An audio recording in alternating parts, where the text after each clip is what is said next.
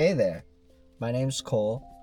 Welcome to Estranged Fire TCG. Today I'm going to be sharing a video with you that is kind of a tournament report, and I kind of wanted to touch on a couple things that really went through my mind as I went through this tournament today. You know, it was a league cup, the quarter 4 league cup for the year at my local game store. And I came into this with high expectations for myself. I had been playing and play testing day in and day out while I was at work, while I was at home. I had the utmost confidence going into this tournament. I went into the tournament running a Terapagos Charizard with the Fan Rotom Noctowl line. ACESPEC maximum belt. I went 2-2 for my matches. Could have done a lot better, in my opinion, with the matchups that I had, with it being the first big tournament post-rotation. That's not taking anything away from my opponents from today, because they really played solid Pokemon with me. I could only do so much with the prizing, and I'm going to get into that in a little bit. But as I was prepping for the tourney, I was 14 or 1500 Arceus rank, trying to get as high as I could with the deck. I was debating between running this and then piloting a Miraidon, a Joltik Miraidon deck that's been doing good lately. There was one or two was at the tournament today. The one Miraidon deck ended up, I want to say, placing third, or make third going into top cut. But ultimately, at the end of the day, I settled for Charizard because it's really what I knew, and I know that it was consistent enough and could take down the big bulky decks compared to the Joltik deck, which I kind of struggled with because I wasn't running the Magnetons or the Magnezone. But without further ado, going into the first match, it was against a Raging Bolt Teal Mask Ogerpon. Playing into the first couple turns, we both had a solid setup. He had a Teal Mask on the bench, a Raging Bolt in the active. I started out with a Fan Rotom in the active, a Hoothoot on the bench, and a Charmander on the bench. And I ended up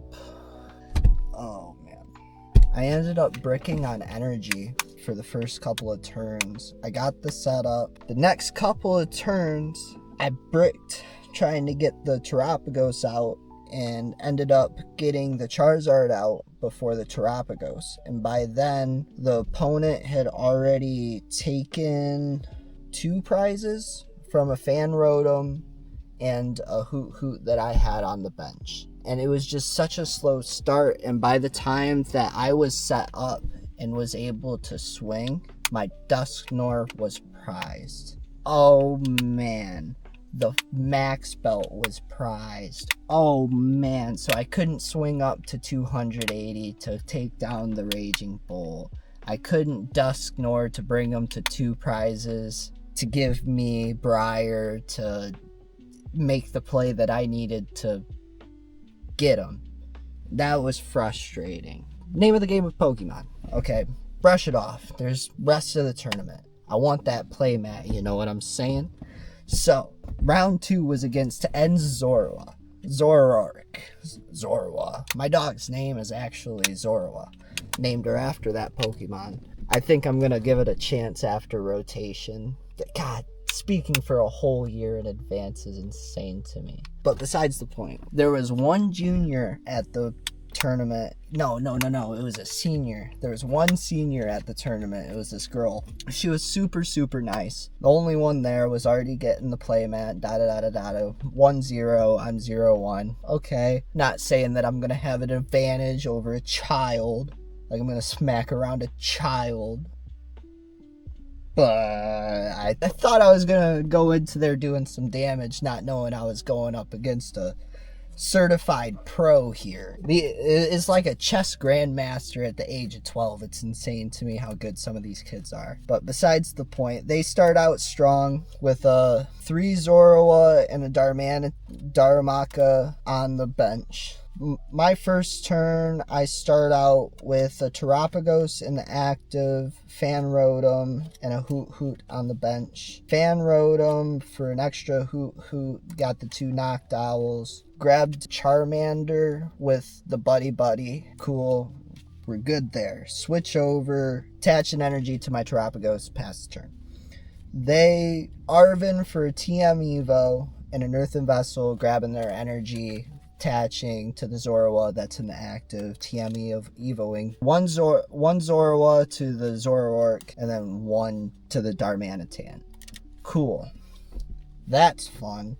They start trading away turn after turn. After they TM Evo'd, I both my Noctowls grabbed the Area 0 that I needed, the rare candy for the Charizard, and at this point was where I was going to grab the max belt as well. But because it's a bigger tournament, we're playing like chess, touch rule. I forgot to grab the max belt.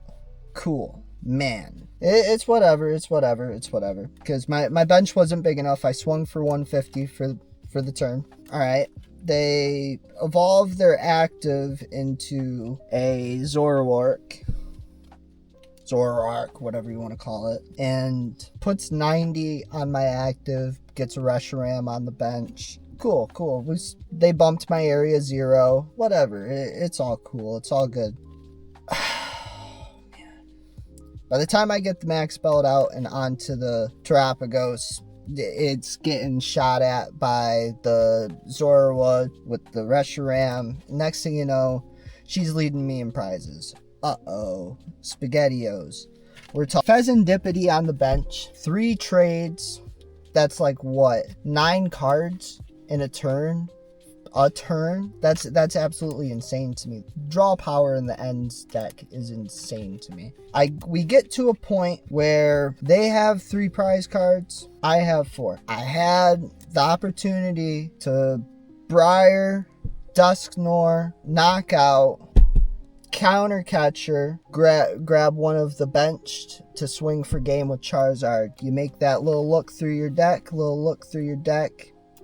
Wouldn't you know, for the second game in a row, I prized my Dusknoir, and it was a game costing prize of the same 2 cards, because I ended up pulling the max belt. No, I ended up pulling the Fezandipiti that was prized. It was round 1 where the max belt was prized, but the second round, 2 of the same 3 that were prized round 1 were prized again. Okay, cool. Round 3.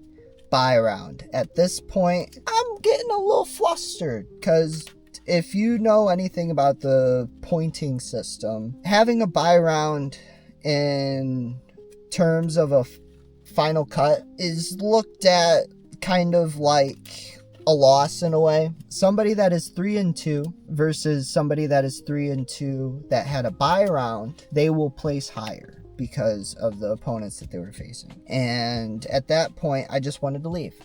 I went back out to my car, sat here, debated, really thought about just leaving. All the work that I put in, it felt pointless. It felt like all of it was for nothing. And I said, no, there's 2 rounds left. In my head, I thought there was 2 rounds left. There was actually only 1 round left. But I'm going to see it through. I'm going to play the game. I'm going to have fun. That's what I'm here to have fun, not win. Even though I was 100. I wanted that. I wanted that play match so bad, and I wanted to do anything for that. Anything but play Dragapult to get that goddamn play mat. Went back inside. Played the 4th round pairings. I was up against a Miraidon deck that wasn't really fleshed out. It was against a player that I'm not good friends with him, but I know of him. I see him at the weeklies, whatever. He's a good guy. He, going into this match, we had the same score, one of the lowest in the room. 1-2 scoring with me having the 1 win from the bye. He had things on his mind. We kind of, as we shuffled up, he kind of talked about what he was going through with the city and empathizing with him, you know, telling him I'm sorry, you know, some shit. You know, we're shuffling up, and it felt less like a competition and more like trying to have some fun here. Played through the match. Fantastic start. Within 5-10 minutes, I had won the match. Hang around, watching the other players finish out their matches, waiting to see how everybody placed.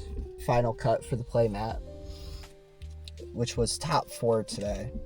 I got to talk to somebody who I met at a challenge at another card shop a couple weeks prior. Real cool guy around my age. He was running the same deck. I was running the same deck. We played in a stream match at the card shop that we were playing at, and you know, we just started talking from there. Seeing him again, asked him how he was doing. He just barely got top cut. He might have gotten number 1 placement for top cut if he didn't misplay and end up tying, because he would have won if he didn't misplay, because, you know, time. But it was nice talking to him. Finals get announced. They start doing deck check for that. Me and him decided to sit down and play a couple games. Really got in depth about our tournament run, how we could have gotten better, what we wanted to run going forward. I really went through like what I was thinking about teching with my Miraidon Joltik deck. Played against him with it a couple times because he's playing the Poison Archaladon archetype. I'm not sure if I said that already, but just really enjoying actually nerding out and seeing another person's perspective and what they think. Bringing up teching a baby arch into his arch list of the 3-3 Archaladon, go 3-2-1 with a 2 EX and then 1 with the baby, whatever. But when we got our couple games out of the way while they were playing their 1 game, like an hour and a half, they were still playing when we left. I was walking out to the car and it really dawned on me. It actually started when I thought about how I'm not the protagonist. You know what I'm saying? You don't always get the pull. This is real life, you know? You don't always get the heart of the cards top deck. But I thought of the Pokemon show and how this is gonna sound immature as hell. In season 1, he does all of this work just to get a couple rounds in and then just get knocked out of the Indigo League. He didn't let it get him down. He was happy of the friends that he met along the way, like Richie, the guy that knocked him out of the Indigo League. Spoiler. You meet some really cool people in this game. Now, not all of them smell the greatest. I'll be the first to admit. It's a community. It's being able to have a shared passion in the sense and share a mindset about things and learn and grow as both players and strategists in general. But if you're ever feeling down, think of all the people that you wouldn't have met, all the good times that you wouldn't have had if it weren't for these stupid cardboard things with creatures that you basically make fight like chickens. Oh, I see my dog. My dog's staring down a squirrel. No, if you're gonna take anything from the video though, just focus on having fun. Winning really is not everything. There's always going to be another opportunity. At the end of the day, none of this actually matters. But what does matter is the relationships that you make along the way and the people that you meet, the fun that you have. Wouldn't trade it for the world. I dabble in a lot of things. And the one thing that connects all of these things together is that it would not be the same without the people. Anything in life, you can love the thing as much as you want. But if you don't love the people that you meet, it's gonna fade. It's never gonna feel the same. But one thing that I will say completely shocked me, was the lack of Dragapult. For a 12-player tournament, there was only 2 Dragapults, which makes me so happy. But this was my first time doing something like this. If you liked it, subscribe to the channel, like the channel. I want to do more things like this. I wanted to set up my camera at the tournament to record the gameplay. I'm going to do that in the future. I'm going to do TCG live. Trying to share a passion, you know? What a thing. Why can't America make anything cool?